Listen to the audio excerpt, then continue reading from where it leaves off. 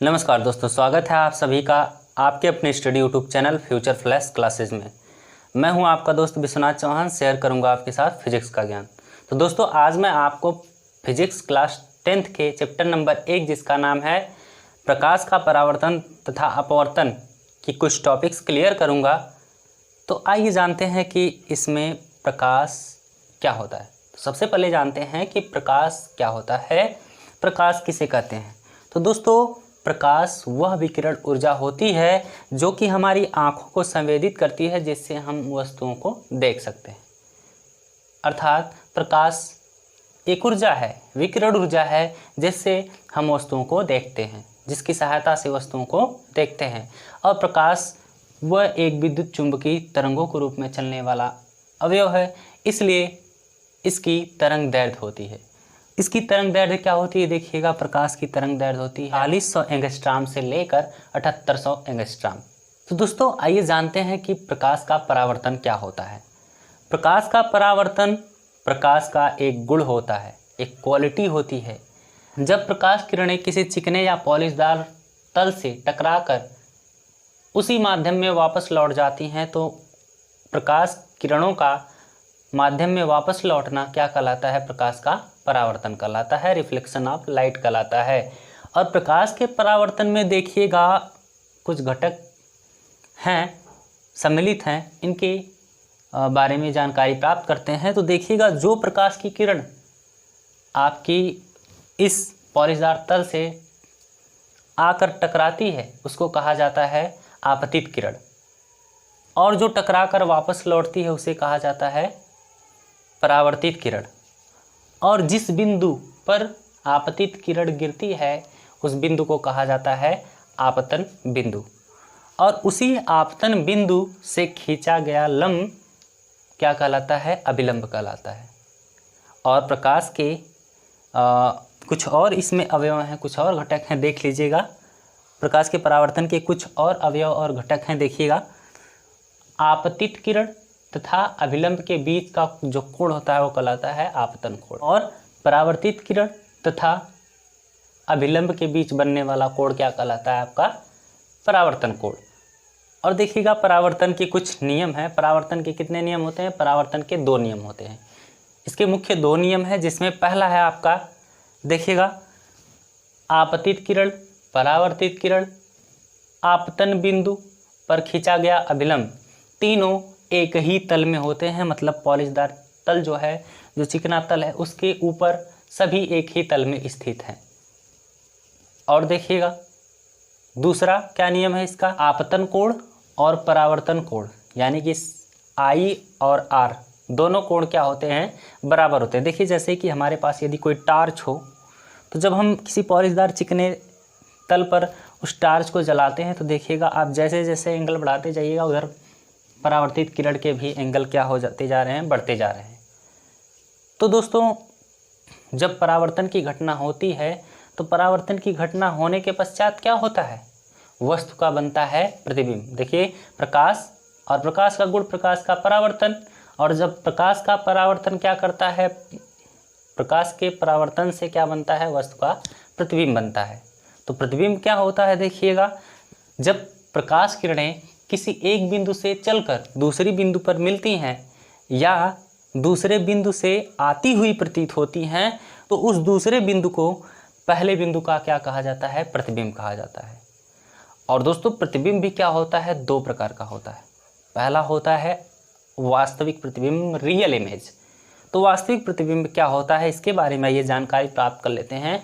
जब प्रकाश किरणें किसी वस्तु या किसी बिंदु से चलकर परावर्तन के पश्चात दूसरे बिंदु पर मिलती हैं, वास्तव में मिलती हैं, तो इस प्रकार दूसरे बिंदु पर क्या होता है, वस्तु का वास्तविक प्रतिबिंब, रियल इमेज बनता है, जैसा कि आप स्क्रीन पर देख सकते हैं। दूसरे नंबर पर है आपका आभासी प्रतिबिंब।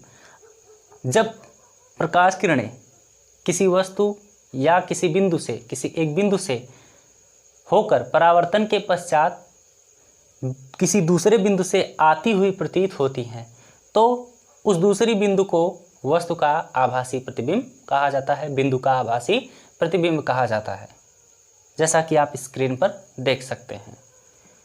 तो दोस्तों प्रतिबिंब के बनने के लिए हमें ज़रूरत पड़ती है, आवश्यकता होती है गोली दर्पण की। तो आइए जान लेते हैं कि गोली दर्पण क्या होता है। गोली दर्पण किसी कांच के खोखले गोले का कटा हुआ भाग होता है जिसके किसी एक पृष्ठ पर हम क्या कर देते हैं, पारे की कलई तथा रेड ऑक्साइड यानी कि लाल ऑक्साइड से क्या कर दें, पेंट कर दें। तो इस तरह से प्राप्त वस्तु क्या कहलाएगी, आपकी दर्पण कहलाएगी। और दर्पण भी क्या होता है, दो प्रकार का होता है। पहला होता है आपका अवतल दर्पण। देखिए जब हम इस कांच के खोखले गोले के कटे हुए भाग के यदि हम उभरे हुए तल पर बाहरी पृष्ठ पर क्या कर दें, कलई कर दें, पेंट कर दें और आंतरिक यानी कि दबे हुए तल को परावर्तक तल के रूप में प्रयोग करें जहां से प्रकाश किरणें परावर्तित होंगी, तो इस प्रकार से बना हुआ दर्पण क्या कहलाता है, आपका अवतल दर्पण कहलाता है। और दूसरे नंबर पर क्या है आपका, दूसरे नंबर पर है आपका उत्तल दर्पण। जब किसी कांच के खोखले गोले के कटे हुए भाग के आंतरिक पृष्ठ यानी कि दबे हुए पृष्ठ पर हम क्या कर दें, तल पर क्या कर दें, कलई कर दें, पेंट कर दें और बाहरी पृष्ठ को यानी कि उभरे हुए पृष्ठ को हम परावर्तक तल के रूप में प्रयोग करें, तो वह कहलाएगा आपका उत्तल दर्पण। तो आइए जानते हैं उत्तल और अवतल दर्पण से संबंधित कुछ इम्पॉर्टेंट मुख्य बिंदुएं और उनकी परिभाषाएं। तो पहले नंबर पर है आपका परिभाषा, देखिएगा स्क्रीन पर कि वक्रता केंद्र क्या होता है, सेंटर ऑफ कर्वेचर। देखिएगा कि आपने जो कांच का खोखला गोला लिया है, उस कांच के खोखले गोले का केंद्र जिसका कि दर्पण एक भाग है, वही केंद्र दर्पण का क्या कहलाएगा, वक्रता केंद्र कहलाएगा, जिसे सी से क्या कर देते हैं, प्रदर्शित करते हैं। और दूसरे नंबर पर है आपका वक्रता त्रिज्या।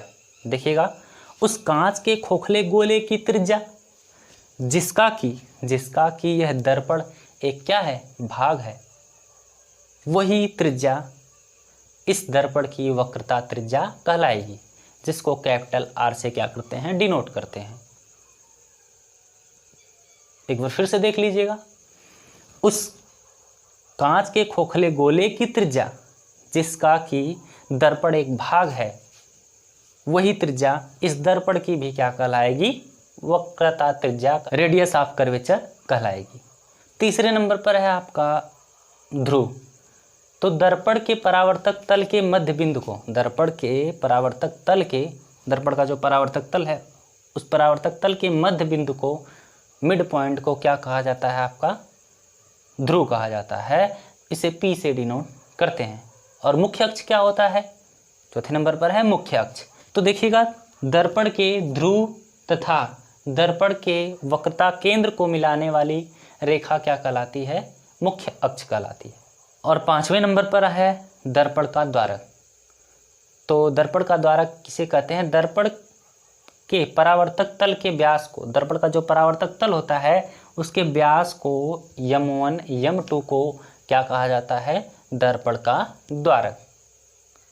यानी कि जो दर्पण का परावर्तक तल होता है उसके व्यास को कहा जाता है दर्पण का द्वारक। और आपका छठे नंबर पर है मुख्य फोकस। मुख्य फोकस देखिएगा क्या होता है, स्क्रीन के माध्यम से देखेंगे। मुख्य अक्ष के समांतर चलने वाली प्रकाश किरणें जिस बिंदु पर वास्तव में मिलती हैं या मिलती हुई प्रतीत होती हैं, उस बिंदु को दर्पण का मुख्य फोकस कहा जाता है। तो आइए जानते हैं कि दर्पण की फोकस दूरी क्या होती है। सातवें नंबर पर दर्पण की फोकस दूरी। तो दर्पण के ध्रुव P से दर्पण के फोकस, मुख्य फोकस तक की दूरी क्या कहलाती है, आपकी फोकस दूरी। और इसे स्मॉल f से प्रदर्शित करते हैं। नंबर 8 पर है आपकी डिफिनेशन फोकस तल। तो फोकस तल क्या होता है, देखिएगा मुख्य फोकस के अभिलंबवत गुजरने वाला तल, मुख्य फोकस जो कैपिटल F होता है, उस मुख्य फोकस के अभिलंबवत गुजरने वाला तल क्या कहलाता है, फोकस तल कहलाता है, फोकल प्लेन कहलाता है।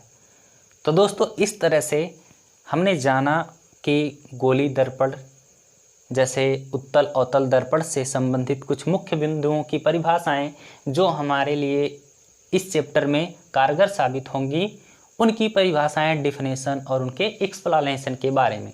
तो दोस्तों, इस तरह से आज का लेक्चर यहीं पर समाप्त होता है। अब हम आपको आगे नेक्स्ट वीडियो में नई टॉपिक के साथ कुछ नई जानकारी देंगे। तब तक के लिए धन्यवाद।